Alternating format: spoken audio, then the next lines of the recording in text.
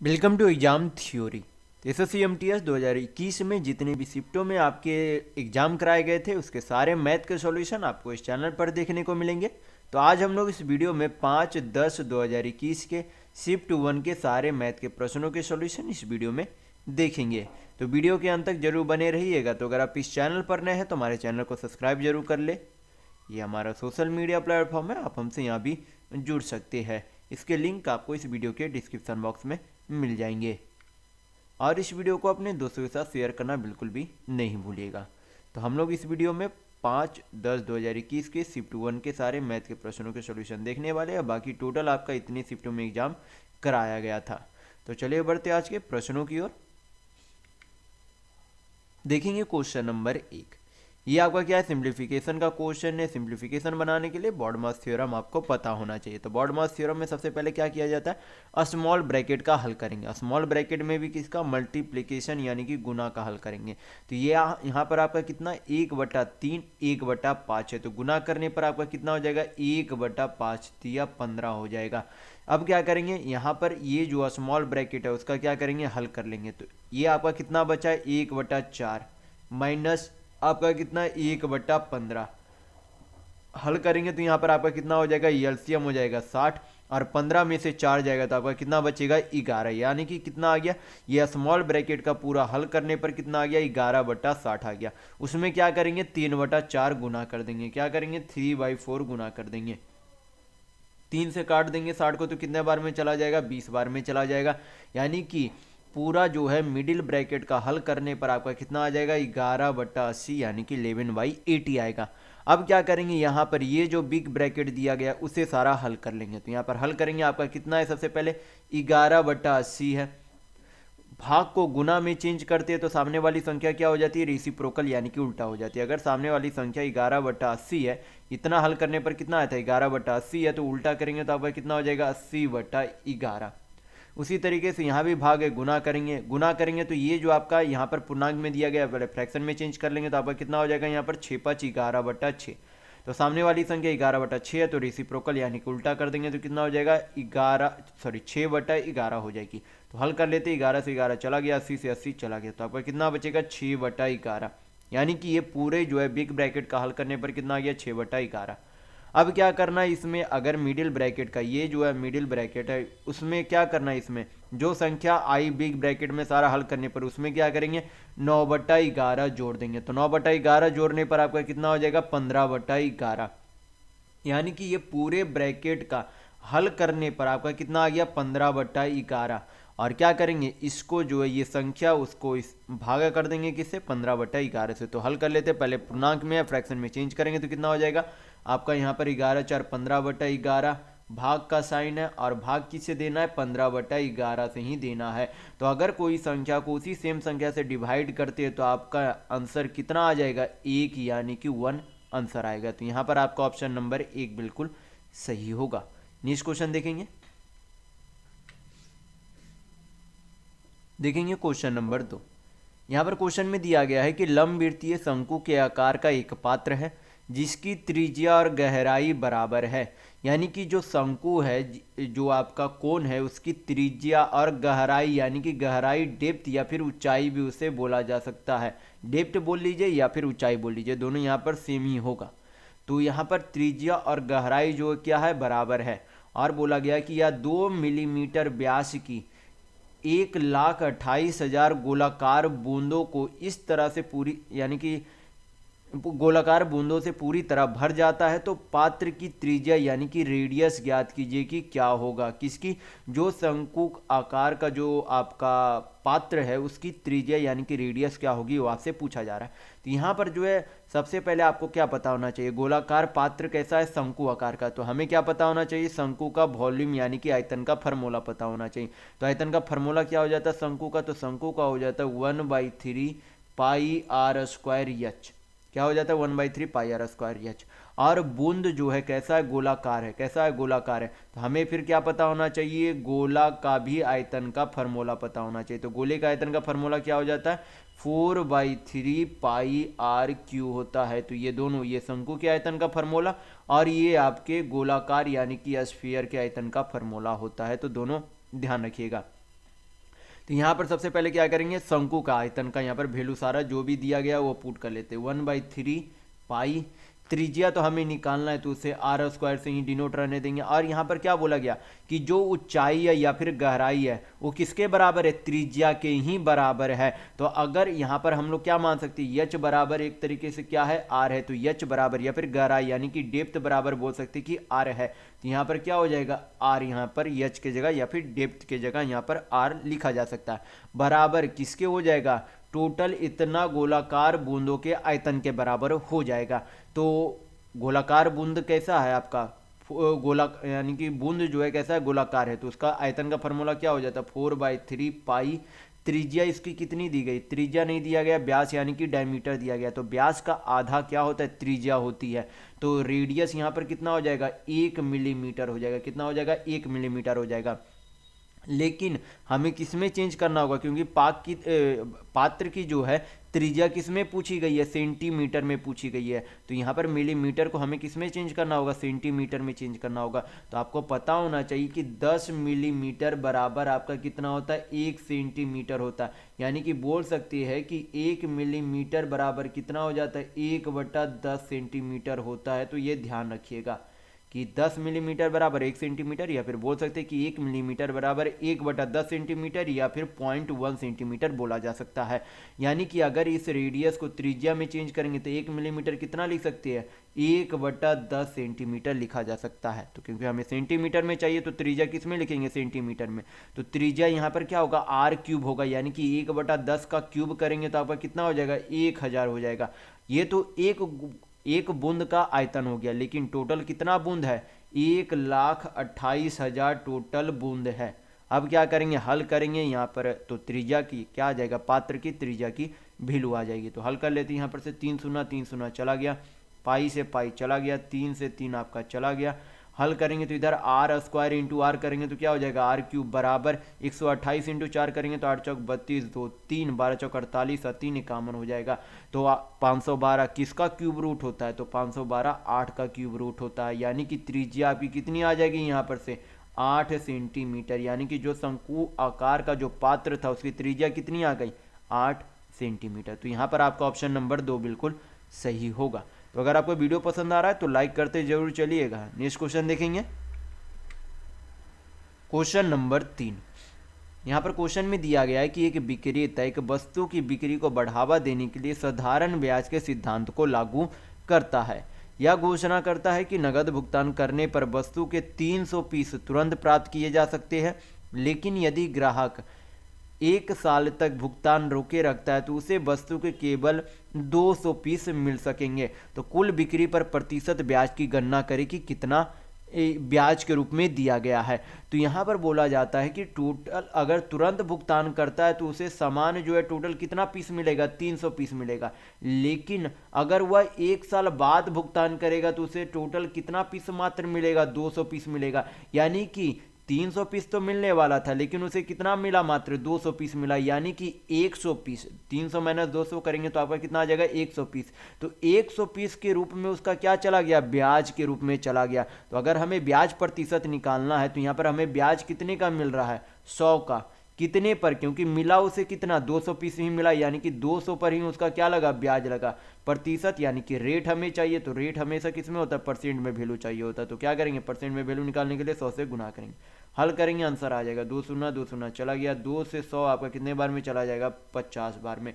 यानी कि ब्याज दर कितना आ गया, 50% ब्याज दर आ गया। तो यहाँ पर आपका ऑप्शन नंबर 1 बिल्कुल सही होगा। नेक्स्ट क्वेश्चन देखेंगे, क्वेश्चन नंबर 4। यहाँ पर क्वेश्चन में दिया गया है कि एक ठोस लंबवृत्तीय बेलन का संपूर्ण पृष्ठीय क्षेत्रफल यानी कि टोटल सरफेस एरिया कितना है, 1617 सेंटीमीटर स्क्वायर। यदि इसके आधार का व्यास यानी कि डायमीटर 21 सेंटीमीटर है तो इसका आयतन यानी कि वॉल्यूम क्या होगा, यह आपसे पूछा जा रहा है। तो वॉल्यूम निकालना है तो हमें लंबवृत्तीय बेलन यानी कि सिलेंडर का क्या पता होना चाहिए, आयतन का फार्मूला पता होना चाहिए। तो क्या होता है आयतन का फार्मूला, आपके बेलन के आयतन का फार्मूला हो जाता है पाई r² एच होता है। यहाँ पे तो व्यास दिया गया है तो हम लोग त्रिज्या निकाल लेंगे, लेकिन ऊंचाई नहीं दिया गया। तो ऊंचाई किस तरीके से निकालेंगे? ऊंचाई हम लोग यहाँ पर से निकाल सकते हैं, क्योंकि ये अगर टोटल सरफेस एरिया दिया गया है, त्रिज्या दी गई है, तो हम लोग हाइट निकाल सकते हैं। तो फिर हमें क्या पता होना चाहिए? टोटल सरफेस एरिया यानी कि कुल पृष्ठीय क्षेत्रफल का भी फॉर्मूला पता होना चाहिए। तो फॉर्मूला क्या हो जाता है आपका? 2πr/h प्लस 2πr² होता है। इसमें हम लोग कॉमन क्या लिख सकते हैं? 2πr कॉमन लिया जा सकता है, अंदर में क्या बच जाएगा आपका? h प्लस r बचेगा। तो ये आपका क्या हो जाएगा? टोटल सरफेस एरिया का बेलन का ये फॉर्मूला होता है। क्या करेंगे? वैल्यू पुट करेंगे, यहाँ पर हल करेंगे, आपकी ऊंचाई आ जाएगी। तो हल कर लेते हैं। 2 इंटू पाई को क्या लिख सकते हैं? 22/7। त्रिज्या क्या दिया गया है? यहाँ पर व्यास दिया गया, तो व्यास का आधा क्या हो जाता है? त्रिज्या हो जाता है, यानी कि त्रिज्या कितनी हो जाएगी? 21/2 सेंटीमीटर। तो यहाँ पर क्या करते हैं? त्रिज्या 21/2 सेंटीमीटर लिख देंगे, इंटू ऊंचाई हमें निकालना है तो उसे यच से डिनोट कर देंगे। त्रिज्या कितनी दी गई है? 21/2, और टोटल सरफेस एरिया कितना दिया गया? 1617 दिया गया। हल करेंगे, यहाँ पर से ऊंचाई आ जाएगा। तो हल कर लेते, 11 से काट लेते, तो 11 दूनी 22, 11 1 5 11 चौक 44, 6 7 11 7 77। 21 से काटेंगे तो यहाँ पर 7 बार में चला जाएगा, 2 से 2 आपका चला गया। तो यहाँ पर अब आपके कितने आ जाएंगे? आपके 21 से 7 बार में चले गए, तो सही है। यहाँ पर अब हल कर लेते तो आपका कितना आ जाएगा? यहाँ पर से 749, यानी कि h प्लस 21/2 बराबर 49 बटा कितना आ जाएगा? 2 आ जाएगा। h बराबर आपके कितने आ जाएंगे? 21/2, उधर जाएगा तो माइनस हो जाएगा, तो माइनस करने पर आपके कितने आ जाएंगे? 28/2, यानी कि काटेंगे तो कितना आ जाएगा? यहाँ पर से आपका 14 सेंटीमीटर, यानी कि बेलन की ऊंचाई कितनी आ गई? 14 सेंटीमीटर आ गई। तो त्रिज्या भी पता है, ऊंचाई भी पता है, तो क्या करेंगे? वॉल्यूम चाहिए, फॉर्मूला पे वैल्यू पुट कर देंगे, आंसर आ जाएगा। पाई को क्या लिख सकते हैं? 22/7। त्रिज्या आपकी कितनी दी गई है? 21/2। r² करना है तो 21/2 2 बार गुना करेंगे, और आपकी ऊंचाई कितनी दी गई है? 14 सेंटीमीटर। हल कर लेते हैं, आंसर आ जाएगा आपका 2 से 22 आपका कितने बार में चला जाएगा? 11 बार में। 7 दूनी 14 से 14 चला गया। 21 का 441, 441 इंटू 11 करेंगे तो आपका कितने बार में आ जाएगा? कितना आएगा आपका? 1 4 1 5 4 4 8 4, यानी कि 4851 सेंटीमीटर क्यूब। ये क्या आ गया? बेलन का टोटल वॉल्यूम आ गया। तो यहाँ पर आपका ऑप्शन नंबर 1 बिल्कुल सही होगा। नेक्स्ट क्वेश्चन देखेंगे, क्वेश्चन नंबर 5। यहाँ पर क्वेश्चन में दिया गया है कि संकट के कारण राज्य ए से कुछ लोग राज्य बी में चले गए, और इस प्रकार दूसरे राज्य की जनसंख्या में 19.96% की क्या हो गई? वृद्धि हो गई। हालांकि बाद में वे सभी राज्य ए में वापस लौट आए। तो गणना करें कि राज्य बी की जनसंख्या में कितने प्रतिशत की कमी हुई, ये आपसे पूछा जा रहा है।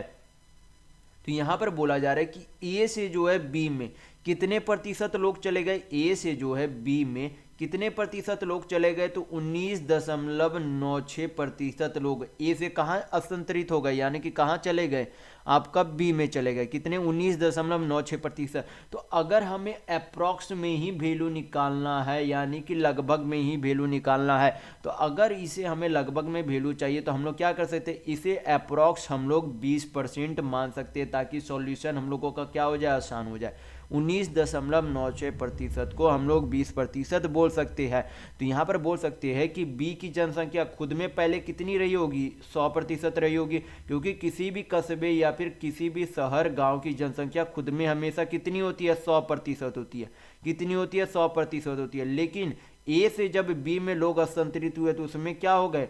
20% की उसमें वृद्धि हो गई। कितने प्रतिशत की? 20% की वृद्धि हो गई। टोटल वृद्धि होने के बाद आबादी कितनी हो गई? 100 में अगर 20 की वृद्धि हो जाएगी तो बी की आबादी कितनी हो जाएगी? 120% हो जाएगी। तो अब जो ये कमी कर रहा है, ये जो अब 20% का बोला जा रहा है कि जितना लोग आए थे वापस ए में चले गए, यानी कि 20% जो लोग आए थे वो वापस ए में जा रहे हैं। तो ये जो 20% कमी आएगा वो कितने में कमी आएगा? जितना बी जो है फिलहाल बढ़ने के बाद जो संख्या थी उसमें 20% की कमी आ गई, तो 20 की किस में कमी आएगी? तो 120 में। प्रतिशत में वैल्यू चाहिए तो क्या करेंगे? 100 से गुना करेंगे, हल करेंगे, आंसर आ जाएगा। 20 छक कितना होता है? 120। 6 से डिवाइड करेंगे तो आपका कितना आ जाएगा? 16 छक 96, यानी कि 96, 4/2 यानी कि 6 आ जाएगा, यानी कि लगभग जो आपका कितना हो जाएगा 16.66%। ये आपका अप्रॉक्स वैल्यू आ गया। किसके नज़दीक हमें दिख रहा है? आपका यहाँ पर ऑप्शन नंबर 2 बिल्कुल नज़दीक दिख रहा है, तो आपका ऑप्शन नंबर 2 ही बिल्कुल सही आंसर होगा।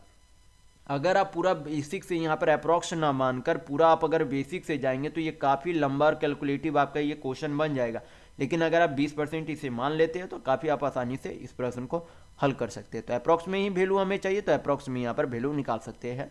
तो आपका कितना आ जाएगा? लगभग 16.64 आपका आंसर होगा। नेक्स्ट क्वेश्चन देखेंगे, क्वेश्चन नंबर 6। ये आपका क्या है? ग्राफ का क्वेश्चन है। क्या दिया गया है ग्राफ में? यहाँ पर बोला जा रहा है कि एक कॉलेज में 2012 में सामाजिक विज्ञान यानी कि सोशल साइंस के विभिन्न क्षेत्रों में डिग्री कोर्स के प्रथम वर्ष में प्रवेश लेने वाले छात्रों की संख्या इस प्रकार थी कि अर्थशास्त्र में यानी कि इकोनॉमिक्स में 96 लोग, मनोविज्ञान में 84 लोग, इतिहास हिस्ट्री में आपके 160 लोग, और राजनीति विज्ञान यानी कि पॉलिटिकल साइंस में आपके कितने 120 लोग हैं, और समाज शास्त्र यानी कि सोशल साइंस में आपके 1251 लोग हैं।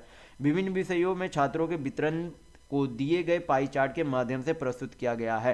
तो यहाँ पर जो है पाई चार्ट से सभी जो है क्या दिया गया, सभी विषयों का यहाँ पर प्रदर्शित किया गया।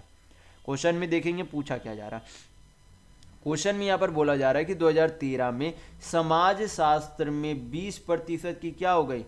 समाज शास्त्र में 20% की, राजनीति विज्ञान के छात्रों में 25%, अर्थशास्त्र के छात्रों में से 1/6 जो है दूसरे कॉलेज में स्थानांतरित हो गए, और दूसरे कॉलेज के छात्रों के इस कॉलेज में स्थानांतरण होने के कारण इतिहास के छात्रों की संख्या में 10% की वृद्धि हुई, और इसके अतिरिक्त समाज शास्त्र के शेष छात्रों में से 10% और मनोविज्ञान के शेष छात्रों में से 1/7 छात्र अर्थशास्त्र में स्थानांतरित हो गए। तो 2013 में वितरण का प्रतिनिधित्व करने वाले पाई चार्ट में इतिहास को निरूपित करने वाले क्षेत्र का केंद्रीय कोण क्या होगा? तो ये काफ़ी लंबा ग्राफ है। यहाँ पर जो है यहाँ पर जो है सबसे पहले हम लोग क्या करेंगे, जिस तरीके से क्वेश्चन में बोला जा रहा है उस तरीके से हल करते हुए चलेंगे। तो समाज शास्त्र आपका क्या है? समाज शास्त्र यानी कि सोशल साइंस में टोटल कितने लोग हैं? 125 लोग हैं। इसमें क्या हो जाते हैं? इसमें आपके कितने की कमी हो जाती है? 20% की कमी हो जाती है। तो 125 का 20% कितना हो जाएगा? 12 दूनी 24 है 1 25, यानी कि 25 लोगों की क्या हो गई? कमी हो गई। यहाँ पर क्या हो रहा है? छोड़कर दूसरे कॉलेज में चले गए, तो 125 में क्या हो गया? 25 की कमी हो गई। तो अब बाकी बचे कितने छात्र इसमें है? तो 100 छात्र और बच गए किसमें? समाज शास्त्र में। उसके बाद क्या है? राजनीति विज्ञान यानी कि पॉलिटिकल साइंस। पॉलिटिकल साइंस में आपके टोटल कितने लोग हैं? 120 लोग हैं। 120 लोगों में कितने छात्र जो है छोड़ के चले गए? तो 25% छात्र छोड़ के चले गए। 25% यानी कि 1/4। तो 120 का 1/4 कितना हो जाएगा? 30, यानी कि 30 लोग जो है पॉलिटिकल साइंस यानी कि आपके राजनीति विज्ञान छोड़कर चले गए। तो कितने बच गए? अभी 90 और बच गए। फिर इसके बाद अर्थशास्त्र यानी कि इकोनॉमिक्स में कितने लोग हैं? 96 लोग हैं। 96 लोग जो है कितना? 1/7 छोड़कर चले गए। कितने? सॉरी 1/7 नहीं, 1/6। 96 का 1/6 कितना होता है? 16, यानी कि 16 लोग छोड़कर चले गए। तो कितने बचे? अब इकोनॉमिक्स में 80 लोग बच गए। तो यहाँ पर फिर उसके बाद बोला गया कि अगर इस कॉलेज से दूसरे कॉलेज में स्थानांतरित हो रहा है तो दूसरे कॉलेज से भी इस कॉलेज में बोला जा रहा है कि कुछ छात्र आए हैं। किस में आया? इतिहास में यानी कि हिस्ट्री में आए। हिस्ट्री में टोटल कितने लोग थे? आपके इतिहास में यहाँ पर 160 लोग थे। इसमें जो अब क्या हो रही है? वृद्धि हो रही है। क्या हो रही है? वृद्धि हो रही है। कितने की? आपकी यहाँ पर 10% की वृद्धि हो रही है। तो 160 का 10% कितना होगा? 16, यानी कि अब जो है टोटल हिस्ट्री में कितने लोग हो गए? 176 लोग हो गए। फिर यहाँ पर बोला गया है कि इसी अतिरिक्त अर्थशास्त्र के शेष छात्रों से 10% और मनोविज्ञान के शेष छात्रों के 1/7 अर्थशास्त्र में स्थानांतरित हो गए। तो इस लाइन से हमें कोई भी मतलब नहीं है, क्योंकि यहाँ पर जो है डिग्री किसका पूछा जा रहा है? इतिहास का डिग्री पूछा जा रहा है। तो अगर इतिहास का डिग्री पूछा जा रहा है तो यहाँ पर जो है एक ही कॉलेज का सिर्फ विषय में अंतर हो गया, यानी कि वो दूसरे कॉलेज छोड़कर नहीं गए, सिर्फ उन्होंने विषय बदल लिया। तो विषय अगर बदले हैं तो टोटल छात्रों में कोई भी इससे परिवर्तन नहीं आएगा। तो कोई भी अगर इससे परिवर्तन नहीं आता है तो हमें इसका अलग वैल्यू निकालने की ज़रूरत नहीं है। तो ये जो मैंने यहाँ पर मिडिल ब्रैकेट से घेरा है उस लाइन से हमें कोई भी मतलब नहीं है, क्योंकि हमें सिर्फ इतिहास का डिग्री चाहिए। तो अब क्या करेंगे? बाकी बचे यहाँ पर आपके मनोविज्ञान थे, तो मनोविज्ञान में टोटल कितने छात्र थे, तो 84 छात्र थे। तो टोटल छात्र अब कितने रह गए कॉलेज में, 190, यानी कि 190, 80, 270, 270, 176 और 84 अभी कितने हो जाए, 6 4 10, 8 7 15, 260 और यहाँ पर कितने हो गए, तो 9 8 17, 270, 27 दूनी 54, एक कम, यानी कि कितने हो गए, 530 लोग हो गए। कितने हो गए, 530 लोग। तो टोटल अभी इस कॉलेज में कितने लोग बच गए, 530 लोग। तो हमें क्या चाहिए, हिस्ट्री का डिग्री चाहिए। तो हिस्ट्री में टोटल अब कितने लोग हैं, 176 लोग हैं।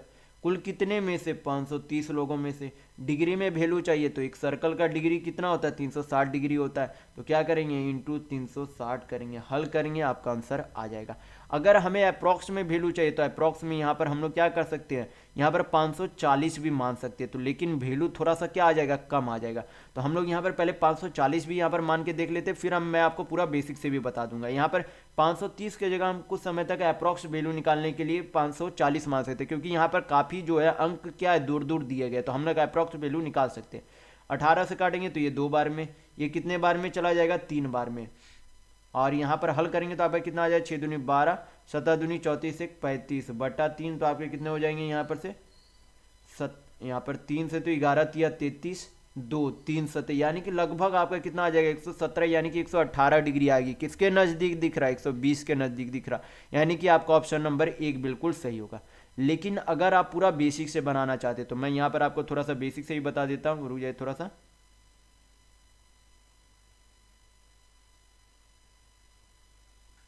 मैं यहाँ पर आपको ये आपका यहाँ पर ऊपर में मैं आपको बता देता हूँ। तो टोटल जो आपके कितने छात्र थे, 176 छात्र थे हिस्ट्री में। कितने में से, कुल 530 में से। और वैल्यू हमें किस में चाहिए, 360 डिग्री में हमें वैल्यू चाहिए। तो 0 से 0 चला जाएगा, 53 से क्या करेंगे, भाग करेंगे 176 इंटू 36 का। तो पहले 176 इंटू हमें क्या करना होगा, 36 करना होगा। तो कितना आ जाएगा यहाँ पर से, 6 छक 36, 3 17 छक 2 तल से 3 आपका कितना हो जाएगा, 105, 6 तिया 18, 7 तिया 51, 1 आपका कितना हो जाएगा, 52। जोड़ने पर कितने आ जाएंगे, 6 8 5 13, 1 52 10 62, 1 आपका कितना हो जाएगा, 63। यहाँ पर डिवाइड करेंगे तो 1 कितना हो गया, 53, 10 103, यहाँ पर कितने बार में, 53 दूनी लगभग आपका जो है यहाँ पर कितना हो जाएगा, 53 दूनी आपका 106, लगभग आपका 119 कुछ डिग्री आएगा। आप डिवाइड करके देख लीजिएगा, लगभग आपका 120 डिग्री यहाँ पर आंसर होगा। डिवाइड करके आप देख लीजिएगा, 53 भागा यानी कि 6336 को 53 से डिवाइड करेंगे, लगभग 119 समथिंग आएगा, जो कि आपका 120 लगभग हो जाएगा। नेक्स्ट क्वेश्चन देखेंगे, क्वेश्चन नंबर 7। ये आपका क्या है, सिंपल सा सिंप्लीफिकेशन का क्वेश्चन है, हल करेंगे।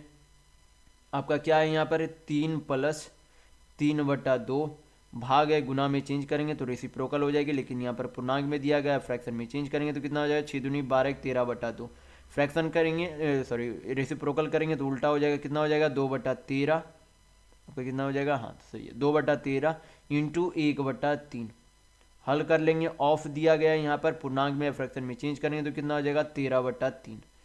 नीचे हल कर लेंगे तो आपका कितना हो जाएगा, 8/3 है, भाग है तो गुना में चेंज करेंगे तो रेसिप्रोकल हो जाएगी, यानी कि उल्टा हो जाएगी। तो 2 से 2 चला गया, 3 से 3 चला गया। हल करेंगे, 1/13 बचा, 3 बचा, तो कितना हो जाएगा, 13 तिया 39 है, 1 कितना हो जाएगा आपका, 40/3 हो जाएगा। 13 तिया 39, 1 40, सॉरी 40/13 हो जाएगा, 40/13 ऑफ है यानी कि गुना, तो कितना हो जाएगा, 13/3। हल करेंगे, यहाँ पर से 2 से 8 काटेंगे, कितने बार में चला जाएगा, 4 बार में, यानी कि कितना आ जाएगा नीचे, -4/3। हल कर लेते, 13 से 13 चला गया, 3 से 3 चला गया, 4 से 40 10 बार में चला जाएगा, माइनस है नीचे तो आपका कितना आंसर आ जाएगा, -3 आएगा। तो यहाँ पर आपका ऑप्शन नंबर 1 बिल्कुल सही होगा। नेक्स्ट क्वेश्चन देखेंगे, क्वेश्चन नंबर 8। यहाँ पर क्वेश्चन में दिया गया है कि 2 पुरुष ए और बी प्रत्येक दिन 12 घंटे अकेले काम करके किसी काम को 20 दिनों में पूरा कर सकते हैं। काम को पूरा करने के लिए यह निर्णय लिया गया कि ए और बी क्रमशः 8 घंटे और 6 घंटे प्रतिदिन एकांतर दिनों में यानी कि अल्टरनेटिव डेज में काम करेंगे, जिसकी शुरुआत ए से होगी। यदि काम को पूरा करने में यक्स दिन और वाई घंटे लगते हैं तो यक्स और वाई का वैल्यू क्या होगा। तो टोटल सबसे पहले हमें निकालना होगा कि टोटल कितने घंटे काम करना है असल में। तो प्रतिदिन कितना घंटा काम करता है, ए या बी, दोनों अलग अलग है कि ए या बी अगर काम करता है तो दोनों 12 घंटे काम करते हैं और 20 दिन में पूरा कर सकते हैं। तो टोटल कितना घंटा काम करना पड़ेगा, तो 12 इंटू क्या करेंगे 20 करेंगे, तो कितना हो जाएगा आपका टोटल 240 घंटा काम करना है। कितना काम करना है 240 घंटा काम। लेकिन अब बोला जा रहा है कि ए जो है प्रतिदिन कितना काम करता है 8 घंटा, और बी जो है कितना घंटा काम करता है प्रतिदिन 6 घंटा काम करता है। तो अब जो है दोनों मिलकर नहीं काम कर रहा है, यानी कि पहला दिन क्या करता है ए काम करता है, फिर बी काम करेगा, फिर ए काम करेगा, फिर बी काम करेगा, फिर ए काम करेगा, फिर बी काम करेगा। इस तरीके से काम को अब किया जा रहा है। तो हम लोग क्या करेंगे 2 दिन का निकाल लेते कि कितना काम यानी कि कितने घंटा काम करता है। तो ए और बी दोनों मिलाकर 2 दिन में कितना काम करेंगे 14 काम करेंगे। कितना काम करेंगे 14, यानी कि एक दिन में कितना काम कर लेंगे 7 काम करेंगे। तो यहाँ पर क्या करेंगे 7 से डिवाइड करेंगे, तो आपका कितना आ जाएगा, यहाँ पर टोटल काम हमें करना कितना है 240, और एक दिन में औसतन 7 काम किया जाता है ए और बी के द्वारा। तो यहाँ पर आपका कितना आ जाएगा 7 से डिवाइड करेंगे तो 7 तिया 21, 7 तिया 21, और आपका यहाँ पर 7 तिया 21, आपका कितना बचा 3, 7 चौक 28, यानी कि 34 दिन, शेष आपका कितना बच गया 2। तो 34 डेज और 2 आवर का ये टोटल आपका क्या लगेगा, इतना समय लगेगा काम को पूरा होने के लिए। तो यहाँ पर आपका ऑप्शन नंबर 4 बिल्कुल सही होगा। नेक्स्ट क्वेश्चन देखेंगे, क्वेश्चन नंबर 9। यहाँ पर क्वेश्चन में दिया गया है कि पृथ्वी अपनी धुरी पर 135 डिग्री के कोण से घूमने में कितना समय लगाती है, ये आपसे पूछा जा रहा है। तो हमें क्या करना, और समय किस में पूछा जा रहा है, सेकेंड में पूछा जा रहा है। तो पृथ्वी अपने अक्ष पर जो है कितने घंटे में घूमती है, 24 घंटे में एक अक्ष पर जो है अपने ऑर्बिट पर जो है कितने घंटे पर जो है घूम जाती है। तो 24 घंटे लगते, कितने घंटे लगते हैं 24 घंटे लगते हैं। कितने घंटे लगते हैं, तो अपने धुरी पर जो है 24 घंटे में घूम जाता है। और टोटल जो है कितने डिग्री का होता है 135 डिग्री का यहाँ पर पूछा जा रहा है। और धरती जब अपने अक्ष पर घूमेगी तो कितने डिग्री का कोण बनाती है 360 डिग्री का कोण बनाती है। तो हमें घूमना कितना 135 डिग्री। तुलना किससे करेंगे, क्योंकि टोटल 360 डिग्री होता है अपने अक्ष पर अगर घूमती है तो 360 डिग्री, लेकिन कितने सेकंड में घूमती है वो हमें निकालना है। तो सबसे पहले एक दिन में कितना घंटा होता है 24 घंटा होता है। घंटे को क्या करेंगे मिनट में चेंज करेंगे, तो क्या करेंगे 60 से गुना करेंगे। घंटे यहाँ पर आपके क्या होगा मिनट में चेंज होगा, मिनट को अब हमें क्या चाहिए सेकेंड में चेंज करने के लिए क्या करेंगे फिर से 60 से गुना करेंगे। हल करेंगे आपका समय यहाँ पर से आ जाएगा। हल कर लेते, 1 शून्य चला गया, 6 से काटेंगे 36, 6 बार में 6 से 60, 10 बार में चला जाएगा। गुना करेंगे आपका आंसर आ जाएगा। आपका कितना हो जाएगा 24 × 5 120 इंटू 10 करेंगे तो 2 शून्य हाथ में, 24 × 5 120 12, 24 दिया 72, 12 84, 8 24 और 8 आपका कितना हो जाएगा 32, यानी कि 32,400 सेकंड इतने का समय लगेगा 135 डिग्री अपने अक्ष पर घूमने में। तो यहाँ पर आपका ऑप्शन नंबर 3 बिल्कुल सही होगा। नेक्स्ट क्वेश्चन देखेंगे, क्वेश्चन नंबर 10। यहाँ पर क्वेश्चन में दिया गया है कि यदि x और y विपरीत चिन्ह वाली दो संख्याएं x स्क्वायर और y स्क्वायर का वैल्यू 16 और 81 है तो आपसे इतने का मान पूछा जा रहा है। तो करना कुछ नहीं है, यहाँ पर क्या करेंगे x square by Y square है, इधर होल स्क्वायर है उधर भेजेंगे तो अंडर रूट हो जाएगा, कितना हो जाएगा 4/9, कितना हो जाएगा 4:9। लेकिन यहाँ पर बोला गया है कि दोनों जो है क्या है विपरीत चिन्ह वाले संख्या है, यानी कि अगर ये प्लस में तो ये माइनस में, अगर ये प्लस में तो ये माइनस में, कोई भी यहाँ पर माइनस या प्लस मान सकते हैं। तो हम लोग इसे प्लस मान लेते हैं, यहाँ पर माइनस मान सकते हैं। आप इसे भी प्लस मान सकते हैं या फिर इसे माइनस मान सकते हैं, आपके ऊपर निर्भर करता है। सिर्फ साइन क्या होना चाहिए, कोई एक प्लस में या कोई एक माइनस में होना चाहिए, आपका आंसर आ जाएगा। तो आप क्या करते हैं, इसे हम लोगों ने +4 मान लिया, इसे -9 मान लिया। हल करेंगे, यहाँ पर क्या करेंगे वैल्यू पुट कर देंगे, 4 से गुना करेंगे तो कितना हो जाएगा 4 × 12 माइनस, क्योंकि यहाँ पर -y गुना होगा तो माइनस यहाँ पर कितना हो जाएगा 9 चौक 36 बटा नीचे 2x, तो कितना हो जाएगा 4 दूनी 8, माइनस माइनस कितना हो जाएगा प्लस, 9 तिया कितना हो जाएगा 27, 12 - 36 करेंगे तो कितना हो जाएगा -24 और 27 और 8 कितना हो जाएगा 35 हो जाएगा, यानी कि आपका आंसर कितना आएगा -24/35। तो यहाँ पर आपका ऑप्शन नंबर 2 बिल्कुल सही होगा। नेक्स्ट क्वेश्चन देखेंगे, क्वेश्चन नंबर 11। यहाँ पर क्वेश्चन में दिया गया है कि त्रिभुज ए बी सी में एंगल बी ए सी बराबर 90 डिग्री है बी सी पर एंगल ए से लंब ए डी खींचा जाता है तो बी डी और बी सी के बीच के मध्य अनुपात निम्नलिखित में से कौन सा होगा। तो यहाँ पर मैं आपको थोड़ा सा फिगर से समझाने की कोशिश करता हूँ कि आपसे क्वेश्चन में बोला क्या जा रहा है असल में। वैसे तो ये एक सिंपल सा फार्मूला है जो कि आपको ध्यान रखना पड़ेगा। तो यहाँ पर जो है B A C, angle A क्या है 90 डिग्री है, और यहाँ पर आपके क्या है बी सी पर ए से एक लंब ए डी खींचा गया, यानी कि लंब है और क्या है ए डी इस पर खींचा गया। और आपसे क्या पूछा जा रहा है, बी डी और बी सी का मध्यानुपात। तो मध्यानुपात का फॉर्मूला क्या होता है, रूट पहली संख्या इंटू दूसरी संख्या होती है। तो पहली आपकी कितनी है, रूट बी डी इंटू आपके क्या है बी सी है। तो किसके बराबर होगा, या से वैल्यू पूछा जा रहा है। तो आपको यहाँ पर फिर पता होना चाहिए कि बी डी बराबर असल में, क्योंकि हमें रिलेशन किस में चाहिए, ऐसा रिलेशन चाहिए जिसमें कि बी डी भी आए और क्या है बी सी भी आए। तो आपको पता होना चाहिए कि बी डी बराबर आपका क्या होता है, बी डी बराबर आपको फार्मूला होता है कि बी डी बराबर ए बी स्क्वायर, क्या हो जाता है ए बी स्क्वायर बाई क्या हो जाता है आपका बी सी होता है। ये फार्मूला होता है जो कि आप ध्यान रखिएगा, क्या हो जाता है बी डी बराबर A B square by B C होता है। तो यहाँ पर बोल सकते हैं कि ए बी स्क्वायर बराबर क्रॉस मल्टीप्लाई कर देंगे तो आपका क्या हो जाएगा B D into B C होगा। कितना होगा B D into B C.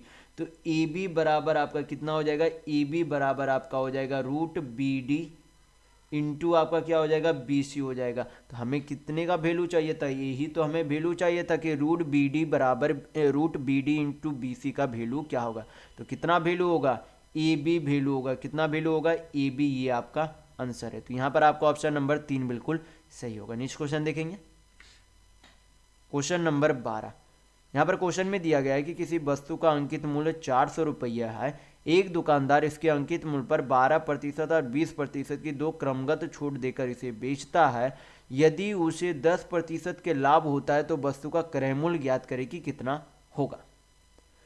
तो यहाँ पर सबसे पहले क्या करेंगे, ये आपका क्या दिया गया मार्क्ड प्राइस यानी कि अंकित मूल्य दिया गया, कितना दिया गया 400 रुपया। उस पर बोला गया कि 12% और 10% का छूट दिया जाएगा। तो 12% का फ्रैक्शन वैल्यू कितना होता है 3/25 होता है, यानी कि 25 यूनिट के कोई सामान पर 3 यूनिट का छूट देगा तो कितने में बेचेगा 22 यूनिट में बेचेगा। फिर एक छूट और देता है 20% का फ्रैक्शन वैल्यू कितना होगा 1/5, यानी कि 5 यूनिट पर क्या करता है 1 यूनिट का छूट देता है तो कितने में बेचेगा 4 यूनिट में बेचेगा। फिर अब क्या होता है इतने में, ये यहाँ तक आपका क्या हो गया एसपी हो गया, यहाँ तक तो सेलिंग प्राइस हो गया। लेकिन हमें क्या चाहिए सीपी चाहिए, यानी कि क्रय मूल्य चाहिए। तो क्रय मूल्य पर क्या हो रहा है, क्रय मूल्य में यहाँ पे बोला गया है कि 10% का क्या होता है लाभ होता है, क्या होता है 10% का लाभ होता है। तो 10% का फ्रैक्शन वैल्यू कितना होगा 1/10, यानी कि 10 यूनिट का सामान कितने में बेच रहा है 11 यूनिट में बेच रहा है। क्या करेंगे हल करेंगे पूरा, तो आपका क्या निकल जाएगा यहाँ पर से सीपी यानी कि क्रय मूल्य निकल जाएगा। तो हल कर लेते हैं यहाँ पर से, आपका 5 से 10 दो बार में चला जाएगा, 11 से 22 दो बार में चला जाएगा, 25 से 400 एक बार में, 15 25 6 150 गुना करेंगे आंसर आ जाएगा 16 दूनी 32 दूनी 64 4 6 16 6 4 24 1 25, यानी कि 256 रुपये क्या आ गया उस वस्तु का क्रय मूल्य यानी कि सीपी आ गया। तो यहाँ पर आपका ऑप्शन नंबर 1 बिल्कुल सही होगा। नेक्स्ट क्वेश्चन देखेंगे, क्वेश्चन नंबर 13। यहाँ पर क्वेश्चन में दिया गया है कि दो दोस्त जिनमें से एक दूसरे से 3 गुना अधिक कुशल कामगार हैं, एक साथ काम करते हुए 6 दिन में एक काम पूरा कर सकते हैं। दोनों में से कम कुशल वाले दोस्त इस काम से 2 गुना काम को कितने दिन में पूरा कर पाएंगे, ये आपसे पूछा जा रहा है। यहाँ पर सबसे पहले मान लेते हैं 2 व्यक्ति है, पहला व्यक्ति दूसरा व्यक्ति, और यहाँ पर बोला गया है कि एक जो है दूसरे से क्या है 3 गुना अधिक कुशल है, यानी कि अगर मान ले कि इफिशियंसी यहाँ पर दूसरे वाले की 1 यूनिट है तो उससे 3 गुना किसकी है पहले वाले की इफिशियंसी है, यानी कि इसकी पहले वाले की इफिशियंसी 3 यूनिट, दूसरे वाले की कितनी है 1 यूनिट है। तो यहाँ पर बोला गया है कि दोनों मिलकर अगर काम करते हैं तो 6 दिन में पूरा कर लेते हैं। तो हमें यहाँ पर से क्या निकाल सकते हैं टोटल वर्क। टोटल वर्क का आपको फार्मूला पता होना चाहिए, क्या होता है इफिशियंसी इंटू टाइम, यानी कि total efficiency into total time होता है, यानी कि कुल कार्य क्षमता इंटू कुल समय होता है। तो टोटल इफिशियंसी कितना है दोनों का मिलाकर, तो 3 1 4 यूनिट है। कितने दिन में दोनों मिलाकर काम करते हैं 6 दिन में काम करते हैं। तो ये आपका क्या आ गया यहाँ पर टोटल वर्क आ गया। लेकिन बोला जा रहा है कि जितना काम किया जा रहा है उससे 2 गुना काम करना है। तो 2 गुना काम यानी कि टोटल काम 6 × 4 था, उसका दोगुना काम करना है तो इंटू 2 कर देंगे। तो अब क्या हो जाएगा, इतना काम टोटल करना है। करेगा कौन, दोनों में से कम कुशलता वाले इस काम को पूरा करेंगे। तो कम कुशल वाला कौन है, ये जो है, ये जो दूसरा व्यक्ति है वो कम कुशल वाला है। तो हमें क्या चाहिए, टाइम चाहिए। तो टाइम बराबर क्या हो जाता है, total work by total efficiency होता है टाइम निकालने का फॉर्मूला। दोनों सेम ही फॉर्मूला है, ध्यान रखिएगा। तो टोटल वर्क आपका ऊपर है, हमें क्या चाहिए, समय चाहिए। तो टोटल वर्क बाई जो इस काम को करेगा उसका इफिशियंसी क्या करेंगे, नीचे लिख देंगे। इफिशियंसी कितना दिया गया है, 1। हल करेंगे आपका आंसर आ जाएगा। तो कितना हो जाएगा, 6 चौक 24 दूनी 48। यानी कि जो दूसरा व्यक्ति यानी कि कम कुशल वाला जो व्यक्ति है वो उस काम को कितने दिन में पूरा करेगा, तो 48 दिन में पूरा करेगा। तो यहाँ पर आपका ऑप्शन नंबर 2 बिल्कुल सही होगा। नेक्स्ट क्वेश्चन देखेंगे, क्वेश्चन नंबर 14। यहाँ पर क्वेश्चन में दिया गया है कि 2 पात्र में दूध और पानी के मिश्रण का अनुपात 3:2 है और 6:5 के अनुपात में भरे है। इन मिश्रणों को किस अनुपात में मिलाया जाना चाहिए ताकि अंतिम मिश्रण में दूध और पानी का अनुपात 4:3 हो जाए। सिंपल सा क्वेश्चन है, करना कुछ नहीं होता। यहाँ पर क्या करेंगे, सभी में दूध की मात्रा का फ्रैक्शन वैल्यू निकालेंगे। क्या करेंगे, सभी में दूध की मात्रा का फ्रैक्शन वैल्यू। टोटल जो है पहले वाले में दूध की मात्रा कितनी थी, 3 यूनिट। कुल कितने में से, 3 2 5 यूनिट में से। दूसरे वाले में कितने थे, 6 यूनिट। कुल कितने में से, 11 यूनिट में से। मिश्रण जो है, मिश्रण में दूध की मात्रा कितनी है, 4 यूनिट। कुल कितने में से, 7 में से। क्या करेंगे, क्रॉस डिफरेंस निकाल लेंगे। क्या करेंगे, क्रॉस डिफरेंस, यानी कि बड़ी संख्या में से छोटी संख्या क्या करेंगे, माइनस करेंगे। तो इन दोनों को क्या करेंगे, हल करेंगे। तो कितना हो जाएगा, 11 7 77 एलसीएम हो गया। 7 6 42, 11 चौक 44, 44 में से 42 गया तो कितना आ जाएगा, 2। हमें डिफरेंस निकालना है तो याद रखिएगा निगेटिव में आंसर नहीं आना चाहिए। तो यहाँ पर क्या करेंगे, एलसीएम लेंगे तो कितना हो जाएगा, 7 5 35, तो 7 या 21, 5 चौक 20, यानी कि एक डिफरेंस आ जाएगा। हल कर लेते हैं, 7 से काटेंगे 11 बार में, ये कितने बार में आपका, 7 5 35। तो यहाँ पर कितना हो जाएगा, क्रॉस गुना करेंगे तो 5 दूनी 10 अनुपात 11 आपका क्या होगा, आंसर होगा। तो यहाँ पर आपका ऑप्शन नंबर 3 बिल्कुल सही होगा। नेक्स्ट क्वेश्चन देखेंगे, क्वेश्चन नंबर 15। यहाँ पर क्वेश्चन में दिया गया है कि एक फल विक्रेता एक बाजार में 1092 सेब और 3432 संतरे लाता है। वह उन्हें संतरों के ढेर और सेब के ढेरों में इस प्रकार से व्यवस्थित करता है कि हर ढेर में फलों की संख्या क्या हो, अधिकतम हो। तो वह संख्या ज्ञात करे कि क्या होगा। तो करना कुछ नहीं है, ये जो संख्या दी गई है उनका क्या करेंगे, HCF यानी कि महत्तम समावर्तन निकालेंगे, वही आपका क्या होगा, आंसर होगा। तो महत्तम निकाल लेते हैं, क्या है, 1092 है। किसको डिवाइड करना है, 3432 को। हल करेंगे कितने बार में, 3 बार में। तो 2 तिया 6, 9 तिया 27, 2 10 तिया 30 2 32। माइनस करेंगे तो 6 2 7 5, यहाँ पर गया 3, 3 में से 2 गया 1, ये कट जाएगा। तो 156 को किसे डिवाइड करेंगे, 1092, यानी कि 1092 को डिवाइड करेंगे कितने बार में, 6 7 42, 7 बार में। 2 4 7 5 35, यानी 15 से 75 से 4 109 हो जाएगा, यानी कि कट गया। तो आपका HCF यानी कि महत्तम कितना आ गया, 156। यही आपका क्या होगा, आंसर होगा। तो यहाँ पर आपका ऑप्शन नंबर 3 बिल्कुल सही होगा। नेक्स्ट क्वेश्चन देखेंगे, क्वेश्चन नंबर 16। ये आपका सेम ग्राफ है, मैं इस वीडियो में ग्राफ आपको समझा चुका हूँ। क्वेश्चन में देखेंगे पूछा क्या जा रहा है। क्वेश्चन में पूछा जा रहा है कि अर्थशास्त्र और मनोविज्ञान में छात्रों की कुल संख्या, इतिहास, राजनीति विज्ञान और समाज शास्त्र में छात्रों की कुल संख्या की कितने प्रतिशत है, ये आपसे पूछा जा रहा है। तो सबसे पहले अर्थशास्त्र और मनोविज्ञान, अर्थशास्त्र और आपका मनोविज्ञान में टोटल छात्रों की संख्या कितनी है, 96 है, 84 है। कितना हो जाएगा, 9 और 17 1 18, यानी कि टोटल कितने छात्र इन दोनों का मिलाकर 180। और किससे तुलना करना है, इतिहास, राजनीति विज्ञान और समाज शास्त्र से हमें तुलना करना, यानी कि बचे ये इन तीनों से तुलना करना। कितना हो जाएगा, 160 120 280 280 380 380 या 25 आपका कितना हो जाएगा, 405 हो जाएगा। क्या चाहिए हमें, प्रतिशत में वैल्यू चाहिए। क्या करेंगे, 100 से गुना करेंगे, हल करेंगे, आंसर आ जाएगा। 5 से काटेंगे, ये आपका 5 से 8 बार में, 1 बार में, ये कितने बार में, 20 बार में। अब हल कर लेते 81 को, किसे डिवाइड करना, यानी कि किसको डिवाइड करना है, 18 दूनी 3600 को। 81 से तो आपका कितना हो जाएगा, यहाँ पर 8 चौक 32, 4 बार में तो 4, 8 चौक 32, यहाँ पर आपका कितना आ जाएगा, 30, यानी कि 36 आ जाएगा। अंतर 0, 360 फिर से 4 बार में कितना हो जाएगा, 324। फिर आपका रिमाइंडर कितना बचेगा, फिर आपका 36 ही बचेगा, फिर आपका 4 बार में, यानी कि आपका लगभग कितना आ जाएगा यहाँ पर आंसर, 44.44%। ये आपका आंसर होगा, यानी कि आपका ऑप्शन नंबर 3 बिल्कुल सही होगा। नेक्स्ट क्वेश्चन देखेंगे, क्वेश्चन नंबर 17। यहाँ पर पूछा जा रहा है कि निम्न वितरण का माध्यिका यानी कि मीडियन क्या होगा। तो मीडियन निकालने का क्या तरीका होता है, जो भी संख्या दी गई है उनको क्या करेंगे, सबसे पहले असेंडिंग ऑर्डर यानी कि बढ़ते क्रम में व्यवस्थित करेंगे, और फिर जो भी संख्या दी गई उसके बीच की संख्या निकाल लेंगे।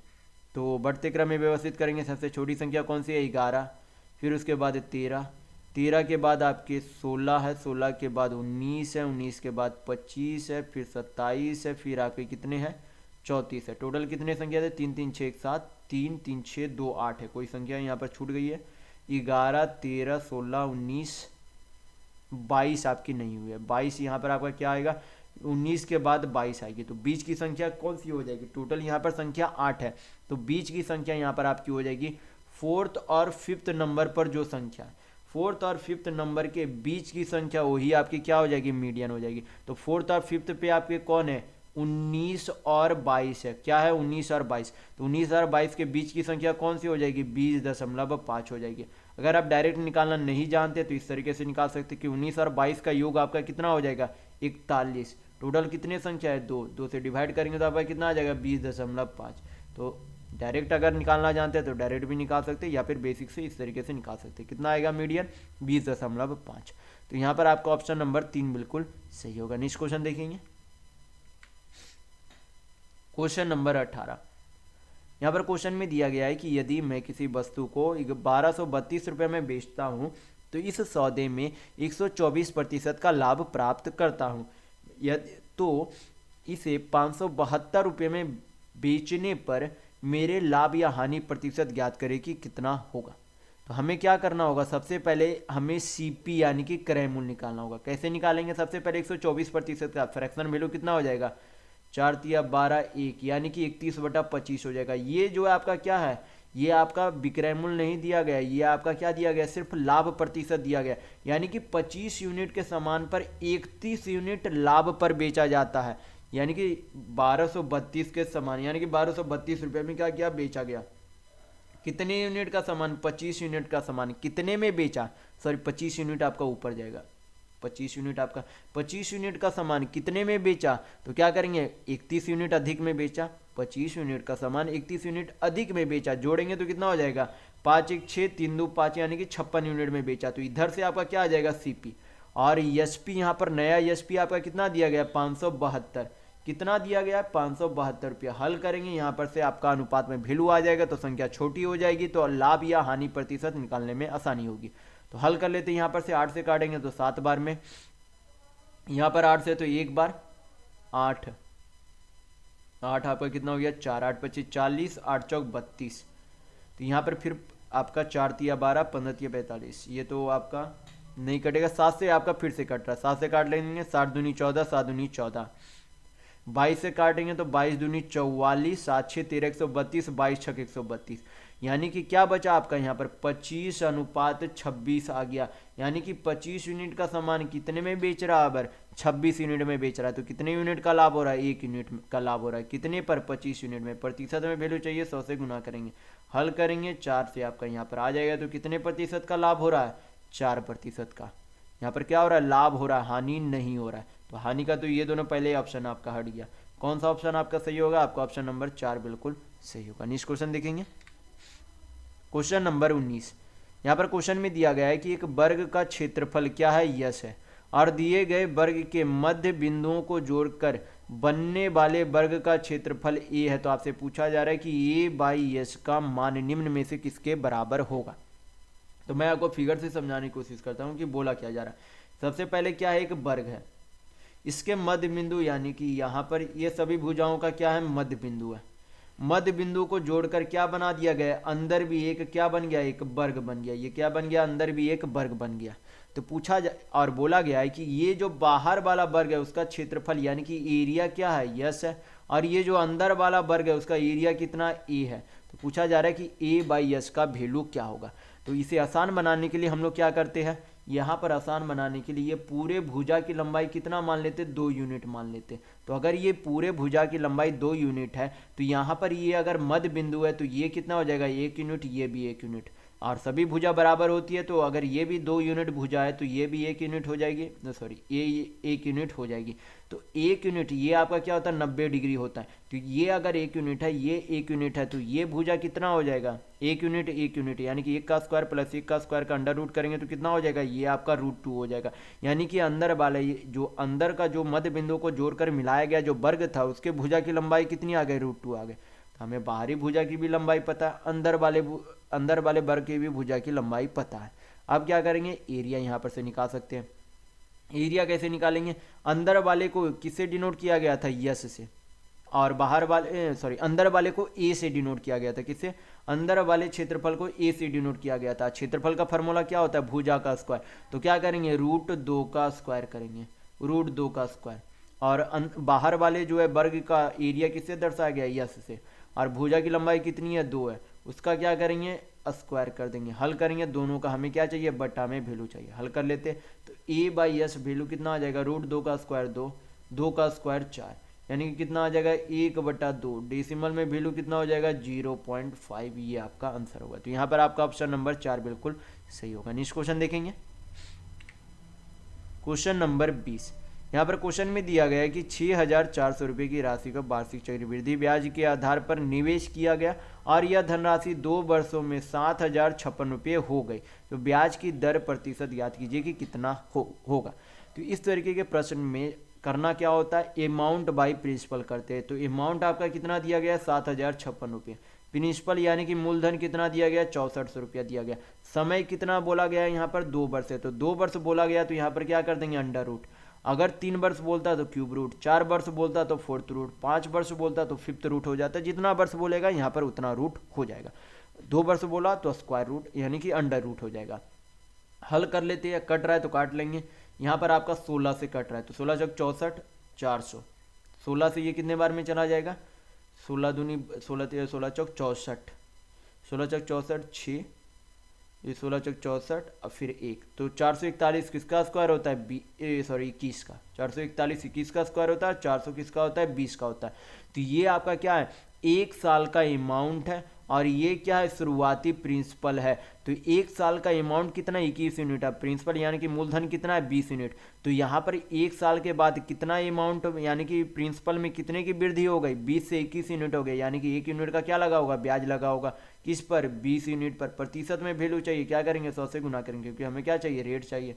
हल करेंगे 20 से 100 कितने बार में चला जाएगा 5 बार में, यानी कि आपका ब्याज दर कितना आ जाएगा 5%। तो यहाँ पर आपका ऑप्शन नंबर 4 बिल्कुल सही होगा। नेक्स्ट क्वेश्चन देखेंगे क्वेश्चन नंबर 21। यहाँ पर क्वेश्चन में दिया गया है कि 5 से शुरू करके 10 क्रमिक विषम संख्या ले, पहली और दूसरी संख्या के अतिरिक्त शेष संख्याओं को 3 से गुना करें, इस प्रकार बनने वाले 10 संख्याओं का औसत क्या होगा।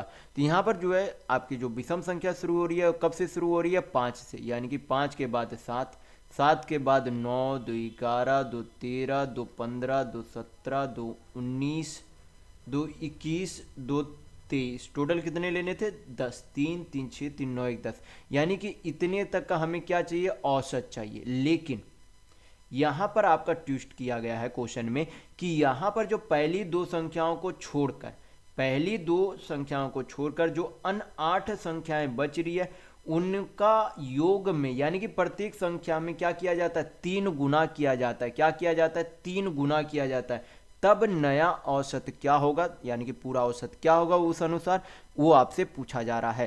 तो यहाँ पर जो है बेसिक से आप यहाँ पर योग करके इंटू 3 करके प्लस क्या कर देंगे 7 5 12/10 करेंगे तो भी आंसर आ जाएगा। या फिर अगर फार्मूला से बनाना चाहते हैं, मैं फार्मूला से बता देता हूँ, बेसिक से आप लोग खुद से बना लीजिएगा। फार्मूला आपका क्या हो जाता है, सबसे पहले लगातार विषम संख्या यानी कि लगातार प्राकृतिक विषम संख्याओं का योग का फार्मूला क्या हो जाता है n स्क्वायर हो जाता है। क्या होता है n स्क्वायर होता है। तो लेकिन यहाँ पर हमें क्या ये फार्मूला किस में लगता है लगातार विषम संख्याओं में लगता है। तो लगातार किस तरीके से बनेगा, हमें जो है यहाँ पर 1 और 3 भी जोड़ना पड़ेगा।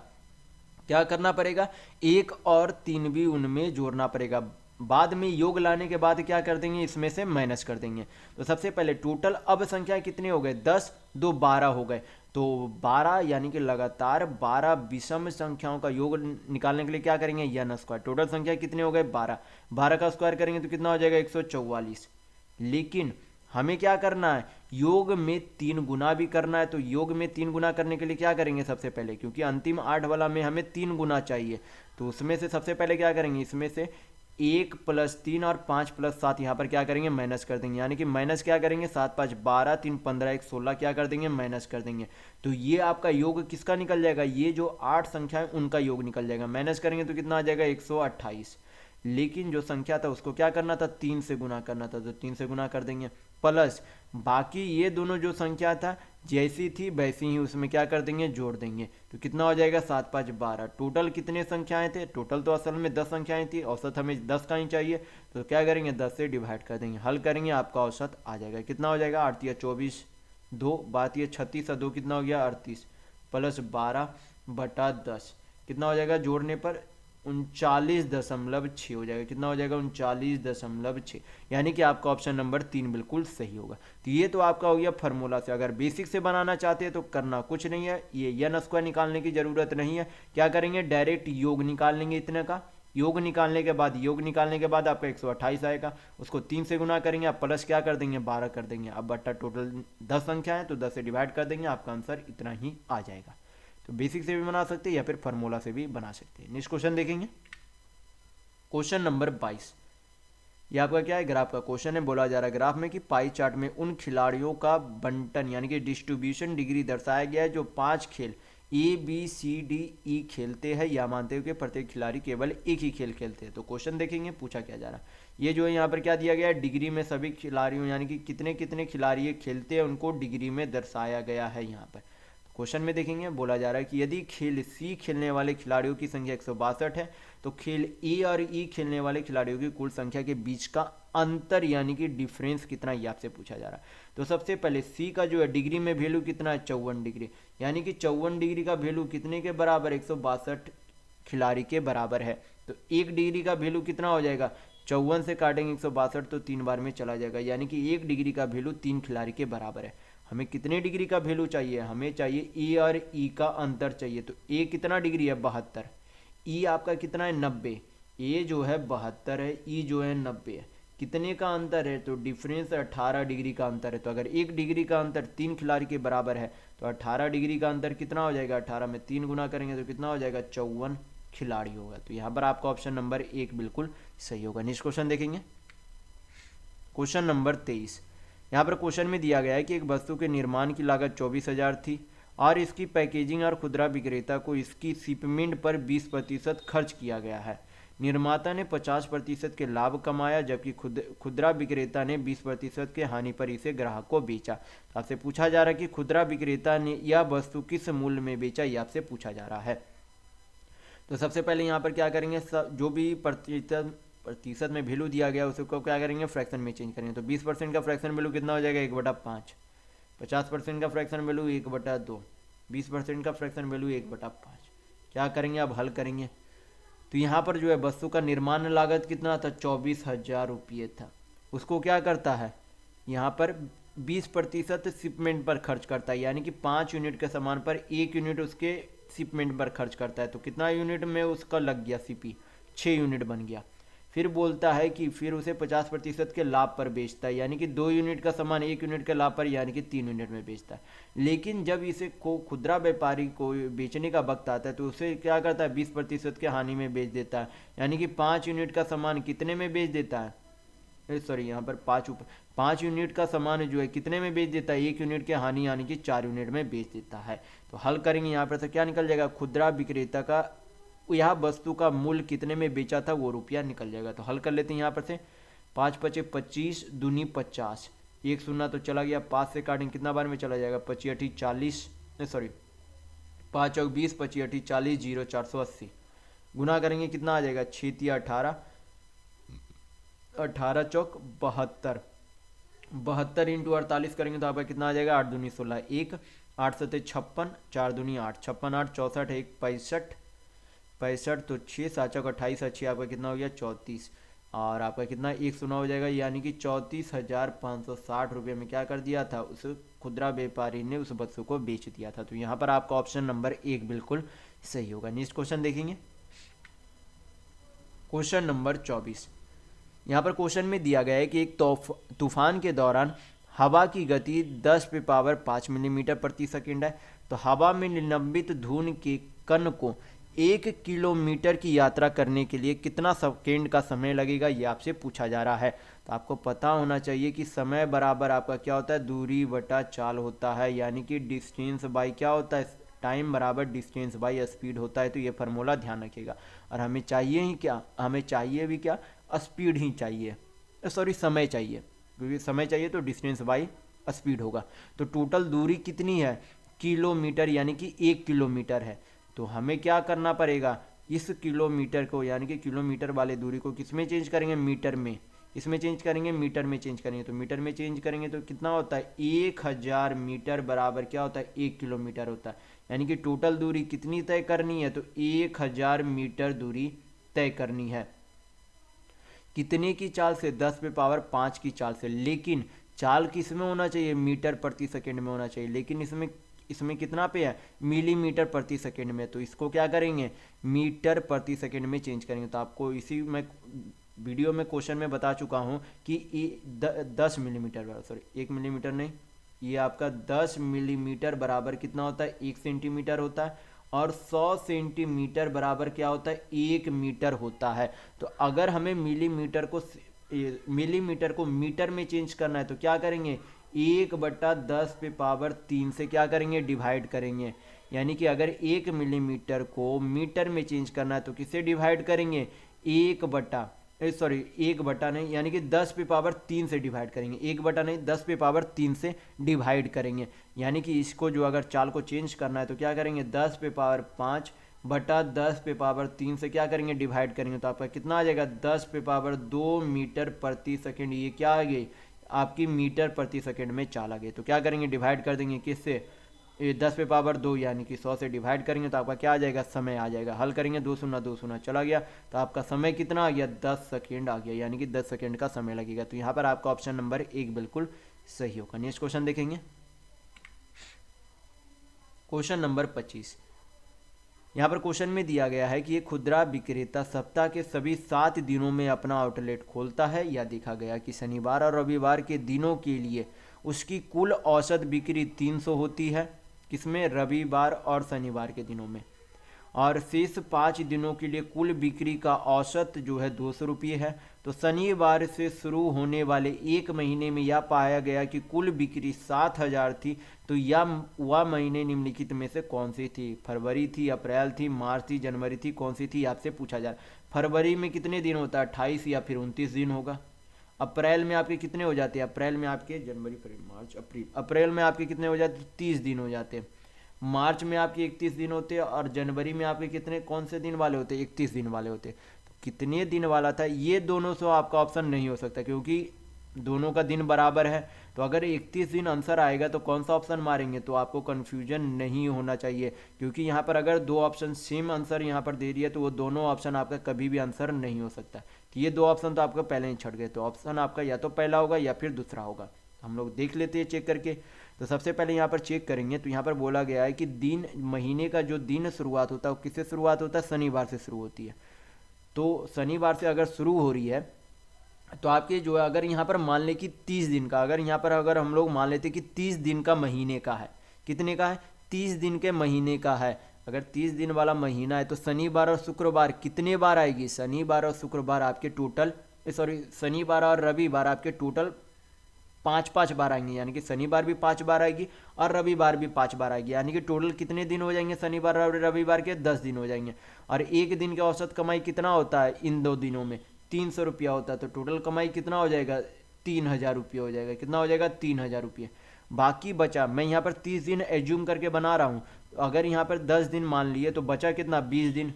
और उसका जो औसत कमाई कितना होता है, 2000 रुपये होता है। तो टोटल कितना हो जाएगा, 4000 रुपये हो जाएगा। तो टोटल कितना हो जाएगा यहाँ पर, 7000 रुपये।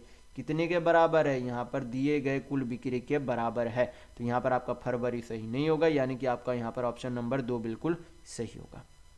इस वीडियो में बस इतना ही। अगर आपको वीडियो पसंद आया तो लाइक कीजिएगा, नए हैं तो चैनल को सब्सक्राइब जरूर कर लीजिएगा। ये हमारा सोशल मीडिया प्लेटफॉर्म है, आप हमसे यहाँ भी जुड़ सकते हैं। इसके लिंक आपको इस वीडियो के डिस्क्रिप्शन बॉक्स में मिल जाएंगे। और इस वीडियो को अपने दोस्तों के साथ शेयर करना बिल्कुल भी नहीं भूलिएगा। तो वीडियो में इतना ही। वीडियो के अंत तक बने रहने के लिए बहुत बहुत धन्यवाद। आशा करता हूँ आपका दिन शुभ हो।